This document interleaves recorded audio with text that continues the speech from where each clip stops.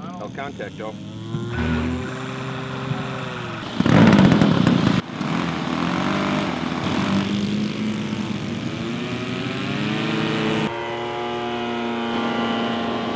We call this the dawn patrol. So we want to get out here when there's no wind, when there's dew on the ground. You know, most days we get up, it's foggy. We fly in the fog. Okay. You know, so that's what they did in World War I. They would get up at the crack of dawn and they take off and go do their sorties and, you know, over the front, whatever they were directed to do. Good morning, I'm Brian Sappa, going local. I know it's a little dark right now. Over here it's light. I'm going to show you what's going on in a second, but I'm out here at the Goshen Airport. It's 6 a.m. on a Saturday. It's a day where I could be still in bed sleeping. But if I was not, I wouldn't be able to see all this. Air supremacy over Goshen.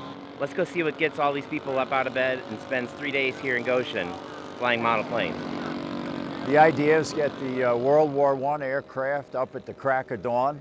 We actually started right at sunrise this morning. It was spectacular. We had 43 pilots participating, and I would guess there was somewhere around 30 aircraft in the air at the same time. Nobody could keep count, by the way. Air supremacy started with a question from the airport manager at Elkhart, Indiana, and he asked if we could do a remote control event on the airport, and that's when I presented the idea to my partner, Chuck Hamilton, and we decided that we wanted to pursue something special. 20 years ago, you could go to your local airport like Goshen here and see, they'd have an air show once a year, and you'd see 20 P-51 Mustangs and 30 AT-6 Texans and all these great airplanes, and it was exciting.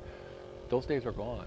But they're getting like 2 P-51s now and 6 T-6 Texans, and so what this is that air show from 20 years ago, just a little bit smaller, but a little bit more up close and personal. The spectators can get up close in the tent area. They can see the aircraft up close. They can have a chat with the pilots. And I can tell you, if you want to get one of these guys talking, just ask them about their airplane. What got you into flying?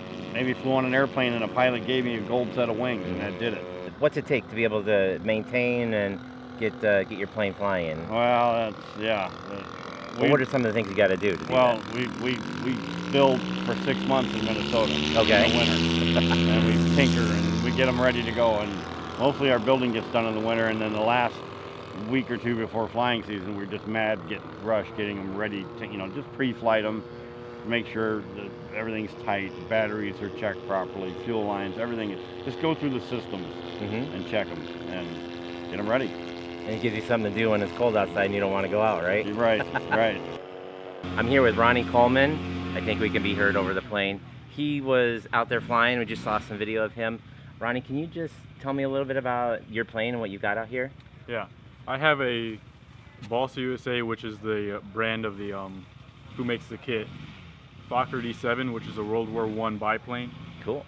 Yeah, and it's a quarter scale. It has a 32cc gasoline engine in it. How long have you been flying? I've been flying for about 8 years now, and I've been going around to different events like this for the past 4 or 5 years. What made you get started?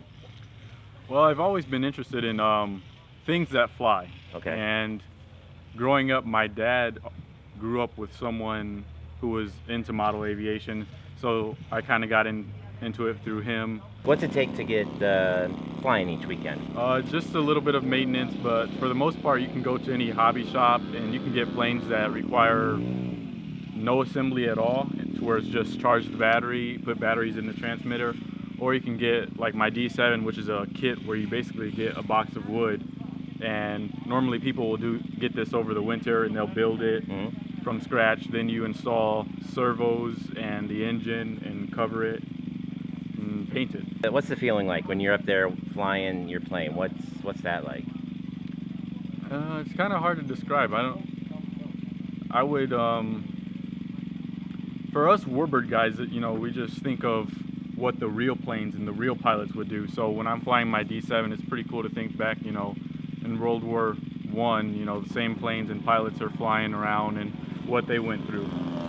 What you will see here is a history of aircraft from the very dawn of aviation to the modern jet high-performance fighter aircraft. But all these guys have one common theme, and they're all historians. They love the history, they love the aviation. Maybe they're tied to an aunt or an uncle or a grandfather that flew in some war or served some country. It doesn't have to be the United States. And this is their way of kind of continuing on and honoring those individuals. For me, my father was an Army Air Corps pilot. Or started out as an Army Air Corps pilot, and then ended up being in Battle Bulge and as an infantryman. And that history is ingrained in me. And my father's no longer with us, and that truly was the greatest generation. And this is my small contribution to part of that, to keep those memories alive. When we do an air show like this, you might see a 95-year-old man or a lady that are looking at an airplane. And you can tell they're not there. They're not back in 1944. And when you engage those individuals, they'll be like, you know, my wife was a ferry pilot for that airplane out of Louisville to New Jersey, or my husband flew them, or he was a mechanic on one, and you know, they were, for this little short amount of time, they were back in a sweet time in their life. Part of this is, you know, keeping that alive and keeping that history alive. To be honest, when I heard about this, I thought this was, just like Chuck said, just a small group of people out here flying some small remote controlled planes. These planes are huge. The people spend so much time pouring their free time into something like this for a great hobby, a great passion, and something to be excited about. And if you are curious about aviation history, like they said, there's jets, there's props, there's biplanes, there's World War II planes.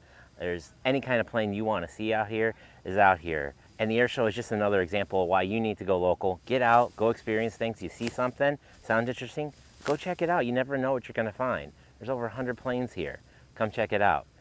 That's it for this episode of Going Local. Hit subscribe for me if you're on YouTube. Hit like this page if you're on Facebook. Please share this video so that others can see great things happening here in the community. Continue to go local with us. Comment below. Tell me something that you're curious about. Give me a suggestion for some ideas for future episodes. That's it from Goshen. I'm Brian Sapp, and continue to go local.